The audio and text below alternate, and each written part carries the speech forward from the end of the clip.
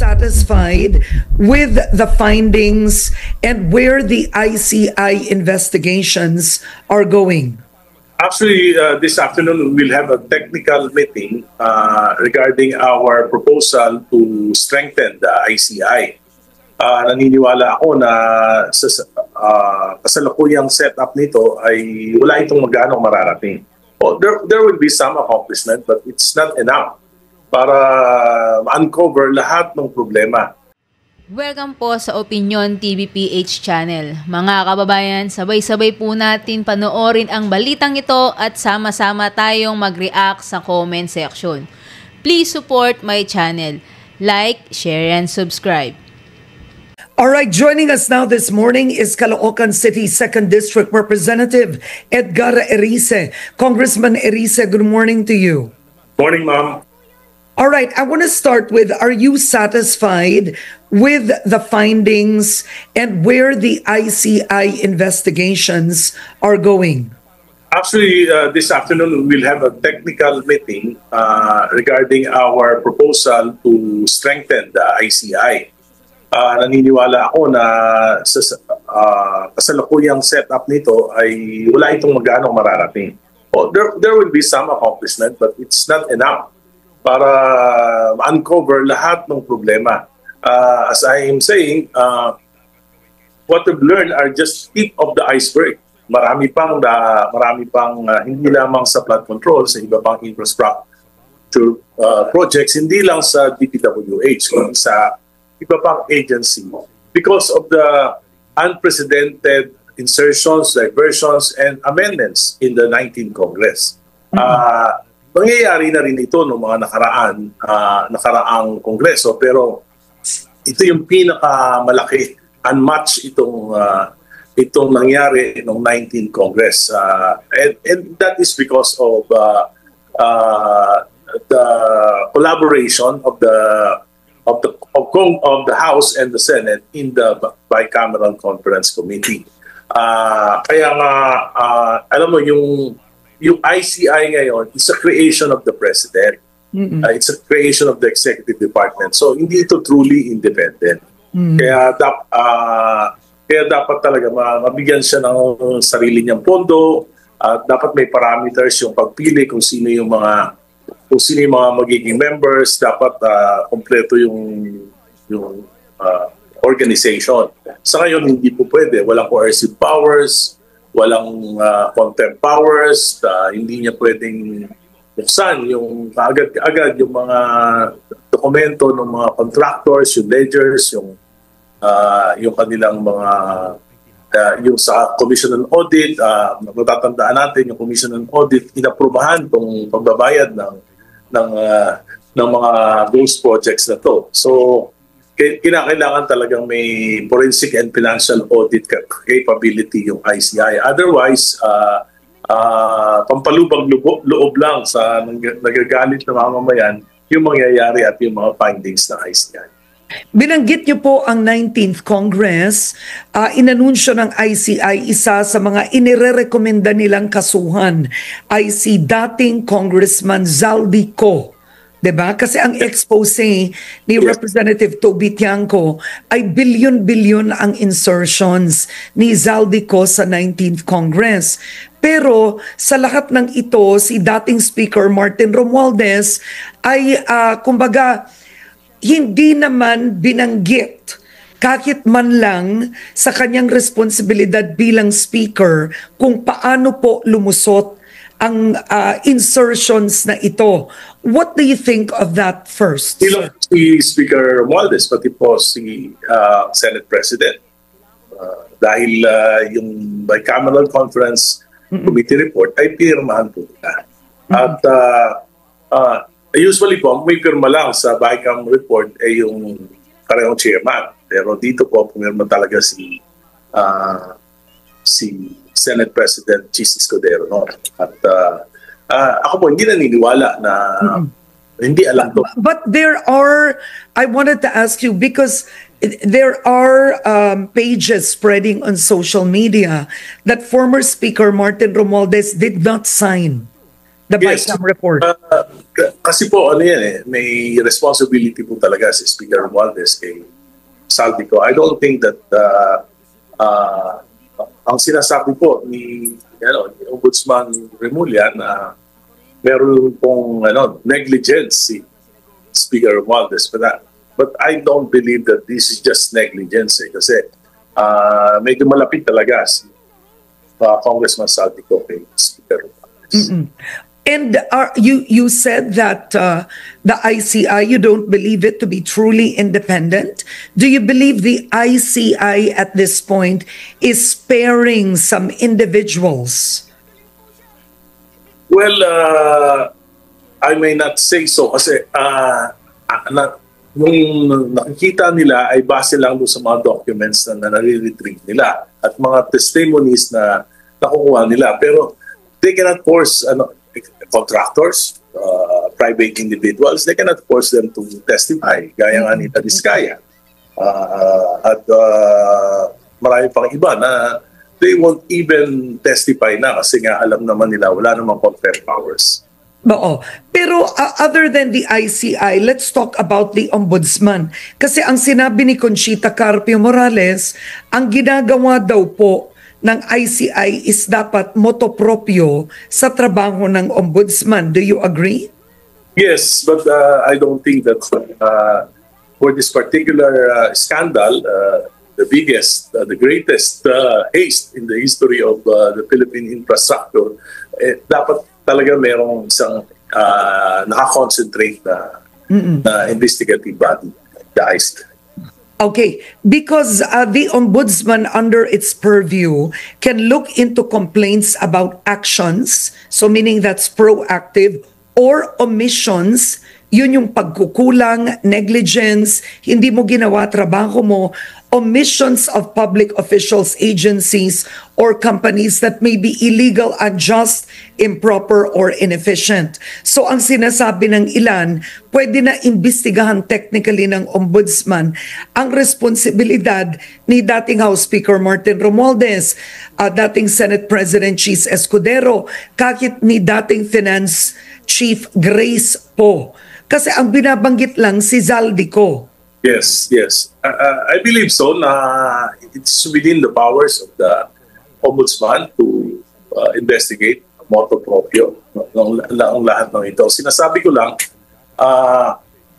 mahalaga na may isang ahensya na talaga like the ICI, kung ito ay magiging truly independent, it will be created by Congress, funded by the GIA, and with a specific term of office na kasi masyadong complicated, masyadong complex yung problema na ito na hindi to limited sa public works at sa other agencies. Kinakailangan talagang himay-himayin yung lahat ng detalye na nangyari upang hindi na maulit at upang mapanagot lahat ng mga may problema. I don't think that the Ombudsman, with all the cases all over the Philippines, have all the time and the resources to investigate all these matters. Kaya nga dapat may specific na day-to-day ito yung gagawin nila. Pero naniniwala po ba kayo, because the former speaker is the relative of President Marcos Jr. Naniniwala po ba kayo na magiging independyente ang ICI pagdating sa kamag-anak ng Pangulo? Or kahit hindi na lang ICI, ang gobyernong ito? Kasi sinabi ng unang Pangulo, walang kaalyado, walang kamag-anak, walang sasantuhin. Ngunit ang feedback ng ilan is lahat ng pangalan na babanggit, pero ang dating speaker na siyang may last say sa budget sa Kongreso ay posible pa na float, baka maging state witness. Karen, it goes without saying. Ikaw mismo, would you believe that one of the most powerful men in Philippine politics doesn't know that trillions of pesos were diverted, inserted, and in the 3 years of the 19th Congress. Hindi naman nangyayari ito. This is unprecedented. Maraming kongreso. May mga maliliit lang na insertions at diversions. At hindi naman masama ito. Pero ito nga, sabi ko nga, 1.45 trillion pesos of insertions, diversions, and amendments. Hindi ito pwedeng hindi alam na ni Speaker Romualdez, hindi pwedeng itong alam na ni Senate President Chis Escudero. At hindi rin pwedeng hindi alam ito ng mga senador at ng mga congressmen. Do you believe they will be called into account? Well, alam mo, I have a high regard for Secretary Dave Singson. Hanggang nandyan siya, I would be positive na may mangyayaring pa. Pero kulang na kulang. Kulang na kulang yung kapangyarihan, kulang na kulang yung kanilang pondo, kulang na kulang yung kanilang organisasyon. Pero ang sinabi po kasi ni Secretary Singson at kahit ni Ombudsman Remulla on Head Start is dapat magbigay ang tao ng ebidensya. Tama naman po yun. Pero ang bukod tanging nakakaalam, 'di ba, sa sistema ng insertions nung 19th Congress at sa naging modus operandi niya is Zaldico himself. Ang problem, Zaldico is not here. Only Zaldico can speak against the Speaker or the former Senate President kung pipiliin niyang gawin. Wala naman siya sa Pilipinas. Even Senate President Chis Escudero knows all about it. I believe so. Not just Zaldico. Oo. And do you believe that the former Senate President shared all he knew in the ICI? Well, hindi ko nabasa kung ano yung sinabi ni Senate President Chis Escudero. But may insertion 142 billion ang Senate. So sigurado ako na pinag-usapan nila kung magkano yung insertion ng Senate, magkano yung insertion ng Congress. Kaya nga nagkasundo Kaya pumirma sila dahil may kanya-kanyang insertions ang House at ang Senate. Kumbaga lahat sila ay merong insertion. It's you scratch my back, I scratch yours. Bakit naman magtuturoan? Yung mga insertions na yan, in the 3 years, madali namang makita yan kung iimbestigahan talaga ng ICI. They have all the facilities to do that. Pwedeng may isa-isa, whether yung mga insertions na yan ay napunta sa Ghost, whether yung mga insertions na yan ay tama naman, we can presume na tama naman hanggang hindi natin isa-isa. Pero kailangan isa-isahin talaga ng ICI at hindi kayang gawin ito ng Ombudsman. Pero kung ICI, kung legislated ito with enough resources, with enough personnel, kaya nilang isa-isahin lahat ng mga proyekto na pinagdalahan ng mga insertions at diversions noong nakaraang 3 taon ng Kongreso. Now, you talk about the need to strengthen the ICI, but a Filipino citizen, si John Barry Tayam, he filed a petition before the Supreme Court questioning the validity and constitutionality of the executive order put together by President Marcos Jr.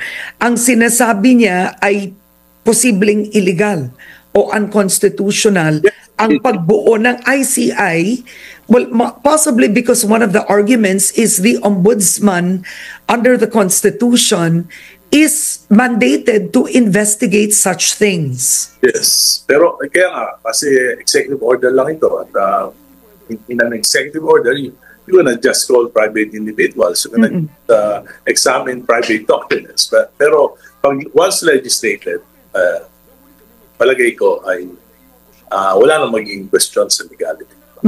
But do you believe with its current setup, do you believe the ICI has been formed under firm legal grounds, or posibleng katigan ng Korte Suprema ang petisyon?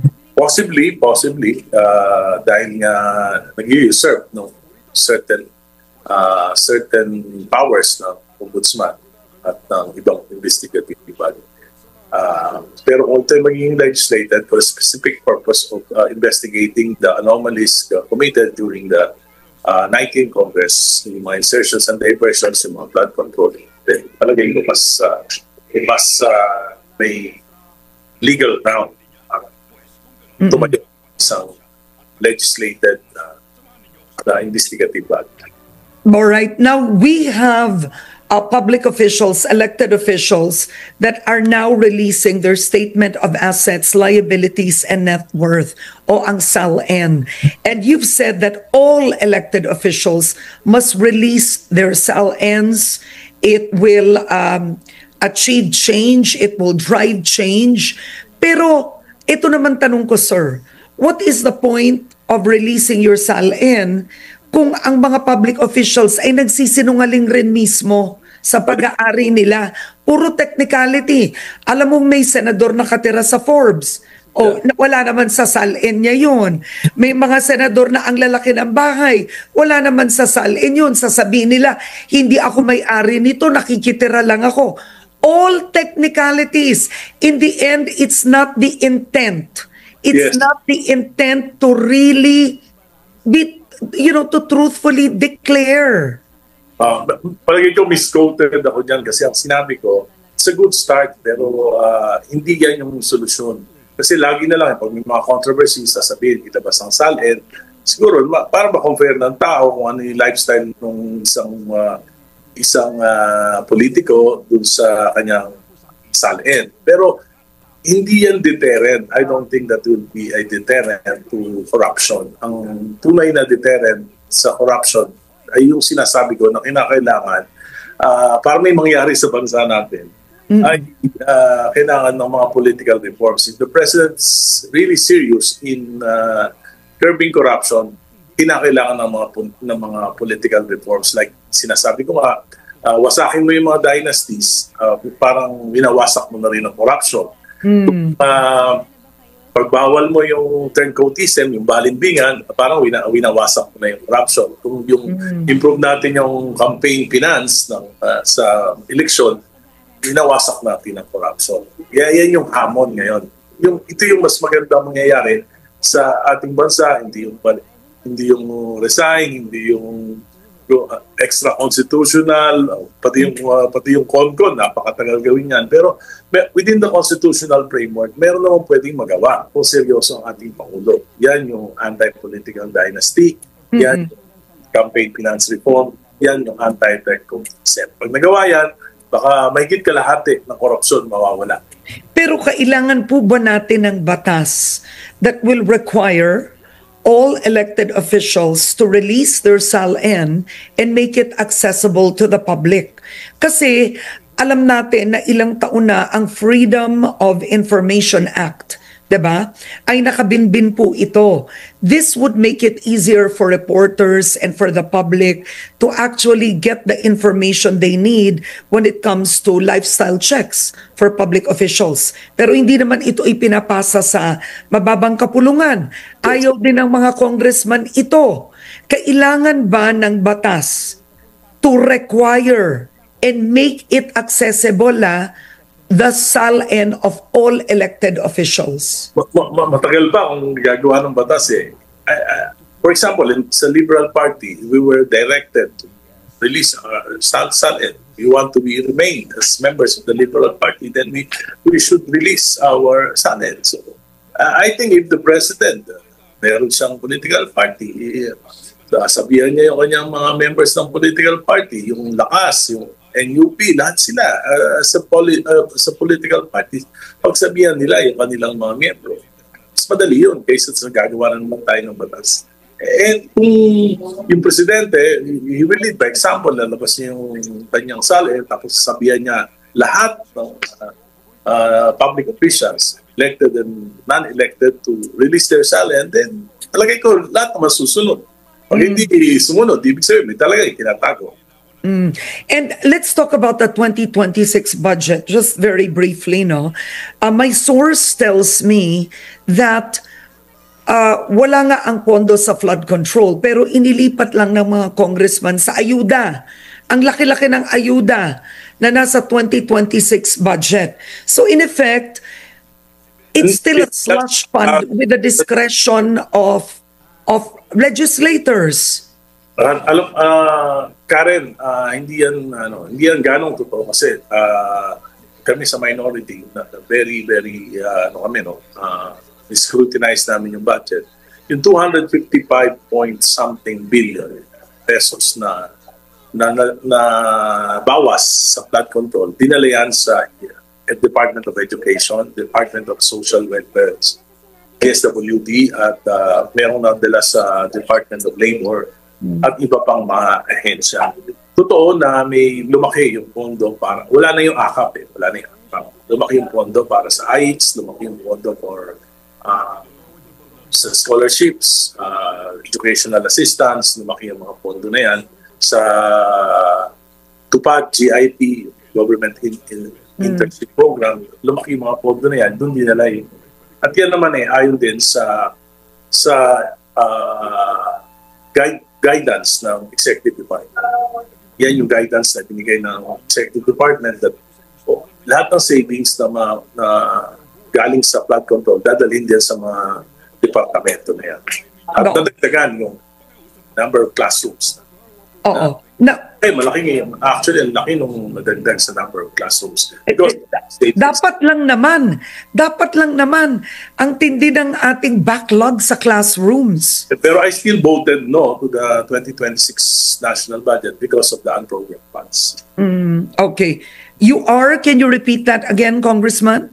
I voted no to the 2026 national budget because of the unprogrammed funds. Oo. Magkano ang unprogrammed funds sa 2026 national budget? 243 billion. And that has grown through the years. Lumiit ngayon. Oo. Mas malaki. Pero saan na pupunta? Actually, ang contention ko diyan, may constitutional question diyan kasi we cannot allocate funds no sa mga wala pa namang pagkukunan na Tama. Na walang source of revenue. Kasi yung yung program funds may budget of expenditures pero may sources of revenue. Yung program funds may budget of expenditures pero walang sources of revenue. Oo. Should the Supreme Court already settle the legality of unprogrammed funds? At the end of the day, during the time of the late President Noynoy Aquino, the Supreme Court settled the issue of PDAF, di ba? Yeah. They settled that issue. Dapat ba ang unprogrammed funds masettle na ng Korte Suprema? Yes. Kaya nga, kailangan lang aprubahan pero sinabi naman ng Senate na they will not approve the unprogrammed funds. So kung wala naman ng program funds, walang issue na pwedeng idulog sa Korte Suprema. Pero kung ma-aprubahan ito at mapipirma ng Pangulo at na may unprogrammed funds, that's the time that we can question. Oo.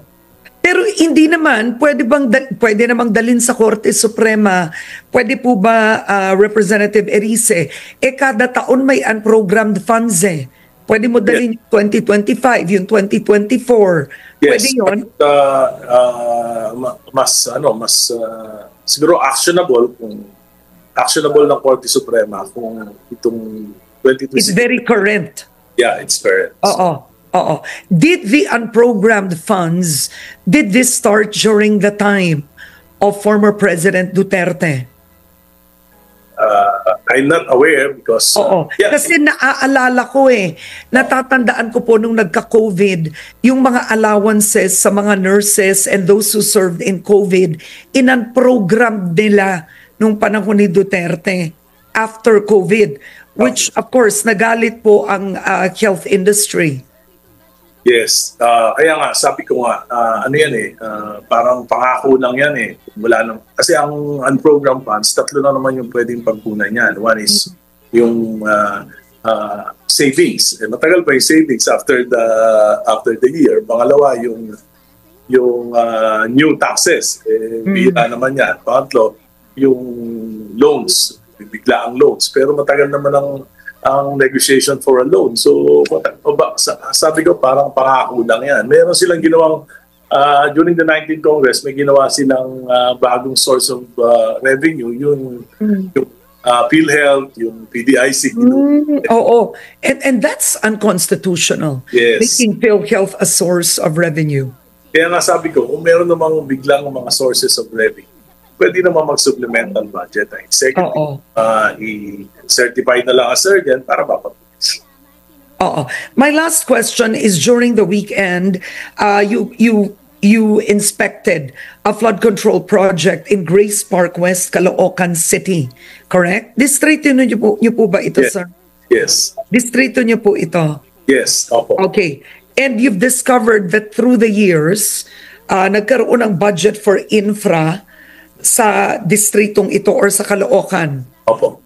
At anong nangyari po? May ghost po ba o lahat substandard? Well, almost 3 billion in 3 years. Hindi pa naiisa. I don't have the time pa to inspect all. Pero yung mga nakita ko, there are 17 Diskaya projects, Diskaya companies. Yung sa 17 na ito, tinignan ko isa-isa, yung 12 naman na complete. Pero yung 5 ay dahil siguro because of these controversies, iniwanan na. Kaya nga nakatiwangwang doon. So what I did is to ask Secretary Vince Lizon to terminate all these projects at kung pwede, kung may natitirang pondo, i-bid para may tuloy at hindi naman nakatiwangwang yung proyekto. Oo. Tapos, yung iba naman na inspection ko, yung mga flood control projects, talagang hindi naman kailangan. Okay. Wala kasi, Substandard at hindi kailangan. Ang nakikita, yung mga, kung mayroong ghost projects, I'm still in the process of investigating it in my... Now, you mentioned former District Representative Mitch Cahayon Uy, that the budget was allocated during her term, and the ICI also recommended that charges be filed against Mitch Cahayon Uy. Siya lang po ba sa totoo sa Caloocan ang dapat kasuhan? Alam mo, maski kay Congresswoman Mitch, hindi ako nagsasalita kasi hindi ko pa naman na tapos yung aking ginagawang investigation sa mga projects niya.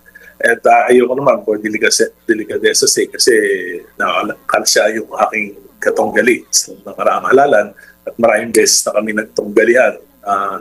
Ayoko naman na mag-prejudge. So I will still investigate. Yun namang kaso sa kanya is hindi naman involved ang Caloocan. It's about a project sa Bulacan. So, hindi sa Caloocan. Oo. Yun yung allegedly, nagtapi sila ng pondo, ibibigay sa kanya sa cash, in cash. Allocated sa Bulacan po yun. Yes. All right. Okay.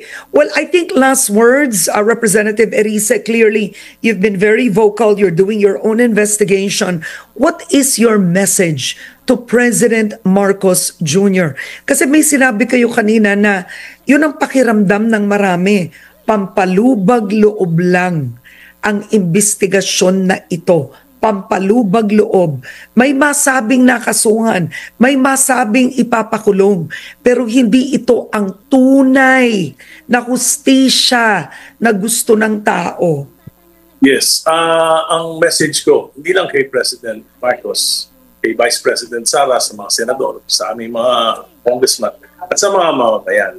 Kung gusto natin ng tunay na pagbabago, huwag lang tayo humingi ng ulo na ipapakulong. Ang hingi natin yung mga reforma sa gobyerno that will have lasting effect sa mawawala o mababawasan ng korupsyon. At yan ay simple lang. Sundin natin, igalang natin ang Constitution, Article 2, Section 26, yung Enabling Act ng Anti-Political Dynasty sa Constitution. Kailangan gawin na ng Kongreso. Dapat isama ito sa legislative agenda ng ating Pangulo. Dapat suportahan nito, bawasan ni Vice President Sara at ni President Marcos yung taba ng kanilang dynasty. Ganun din mga senador, mga congressman at ang mga mamamayan. Huwag nyo iboboto yung mga political dynasties, dyan nagsisimula yung korupsyon. Wasakin natin ang dynasties, wasak natin ang korupsyon. Kailangan po yung balimbingan, yung walang prinsipyo. Kung sino yung presidente, lipat ng partido. Kaya po, supermajority, wala nang check and balance kasi laging supermajority sa Kongreso. Dahil nga po yan sa balimbingan. Pangatlo, campaign finance reform. Kaya ganyan ang gastusan, kaya dahil sa hindi naman totoo yung nasa election code na 6 pesos, 10 pesos per voter yung ginagastos.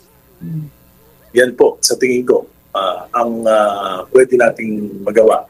Pangapat, panguli, dapat po i-legislate na certify ng Pangulo na mapalakas yung Independent Commission for Infrastructure.